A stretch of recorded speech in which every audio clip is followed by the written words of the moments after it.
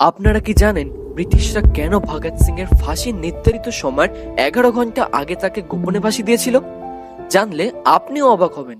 23 March 1931 সালে লাহোরি জেলে মাত্র 23 বছর বয়সে ভগৎ সিং, রাজগুরু, সুখদেব এদের তিনজনকে ফাঁসি দেওয়া হয়। ওয়ার্দার যখন থেকে দেখতে আসেন, তিনি তখন বিপ্লবী লেনিনের জীবনী নিয়ে পড়ছিলেন এবং হাসি মুখে বলছিলেন এক বিপ্লবী আরেক বিপ্লবীর সাথে সাক্ষাৎ করেছেন। ফাঁসির মঞ্চে দাঁড়িয়েও তাদের চোখে এক ফোঁটাও ভয় ছিল না, তাদের গগন বিদ্যারীর চিৎকার।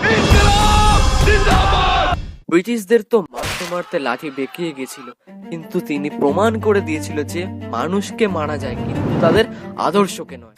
এই বীর বিপ্লবীর কথা শুনে যদি আপনি শিহরে ওঠেন, তাহলে ভিডিওটি শেয়ার করুন আর আমাদের ইতিহাস জানতে ব্রং কীর্তনকে ফলো করুন। জয় হিন্দ।